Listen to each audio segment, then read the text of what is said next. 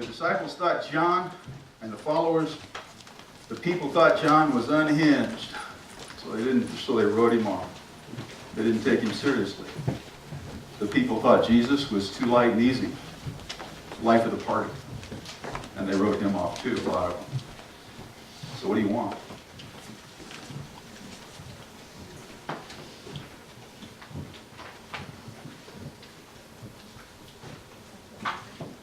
Further in Matthew, this is Matthew 23, 1 through 4. Now Jesus turned to address his disciples along with the crowd that had gathered with him. The religion, scholars and Pharisees are competent in religion. Scholars and Pharisees are competent teachers in God's law. You won't go wrong in following their teachings on Moses. Jesus didn't come to abolish the law, he came to fulfill it. You won't go wrong in following the law, their teachings on Moses. He says, but be careful about following them. They talk a good line, but they don't live it. They don't take it into their hearts and live it out in their behavior. It's all spit and polish veneer. Verse 4, instead of giving you God's law as food and drink,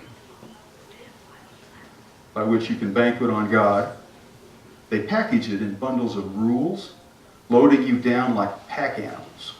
They seem to take pleasure in watching you stagger under these loads and wouldn't think of lifting a finger to help. Matthew 23, verses 1 through 4.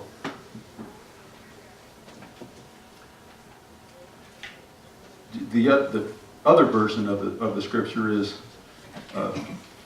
my burden is light, take my yoke upon you. That's probably the more familiar, but I like the way Peterson does it. Delia, when the folks would take their tithing in to give it, they'd go to their garden, and they would bring in spices. And they would take a tenth of their spices, and they would offer them up as an offering, as their tithe, 10%. That's what they do. And if they couldn't afford that, or if they didn't want to give up their spices, they could make more money elsewhere, I guess, but they would tithe that money, and they would add 50% to it. So it's like 15% would go in the tithing. That's part of the rules. But what if you were using some of those spices on your table for your food? Would you tithe that? These are the kind of questions that the Pharisees and scribes would load the people down with. See, it's very important to get all these details right. You know, they're all type A's. Details being worked out. And that's what they spend their time doing. And the people were getting pretty wore out by it. They would load them up with these things, Mike, and they'd say, well, you can't follow it? Gee, too bad. You're not going to make it. Pay more, I guess, however that works. You wouldn't make it. And Jesus, part of the crowd that was being put upon by these folks, had this to say. This is in Matthew 23. You're hopeless.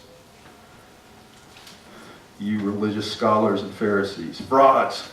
You keep meticulous accounting books, tithing on every nickel and dime you get, but on the meat of God's law, things like fairness and compassion and commitment, the absolute basics, you take it or leave it. Careful bookkeeping is commendable, but the basics are required. The basics of the gospel. You blind guides, you strain out a gnat but swallow a camel. It's pretty gross. That's what he said, that's verse 24. And Jesus said, let's focus on the basics.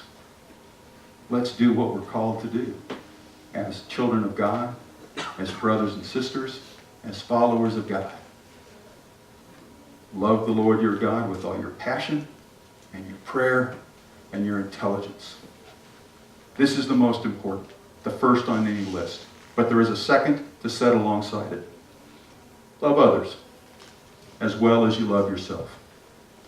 These two commands are pegs. Everything in God's law and the prophets hangs on them.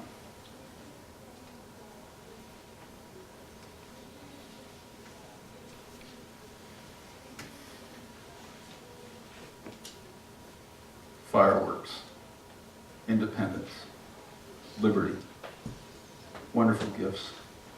Wonderful life we live. Wonderful place to live it in.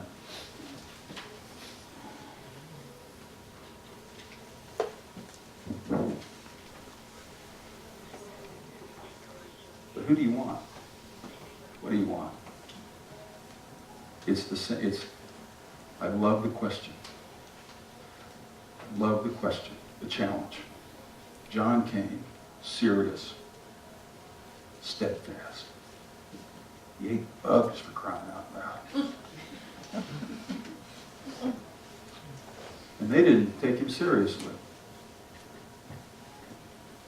Jesus came, offered a new life, offered grace, offered love. Now, he didn't take away the law. He said, there's still rules. There's still rules. Let's hold up the important ones. Yeah, there's 614 of them, but let's hold up the important ones. Love your God with everything you are and have. And as Wesley says, you make what you can, you tithe what you can, you save what you can. You decide. You decide what you're going to give. We come to the table today.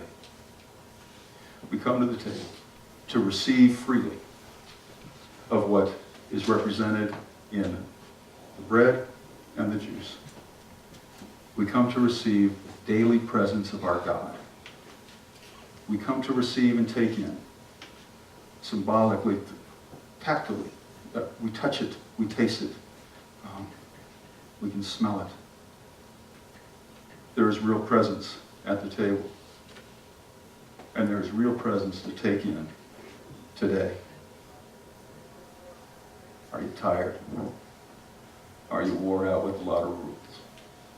Come to the table. The gift of grace, the gift of new life is offered freely for all.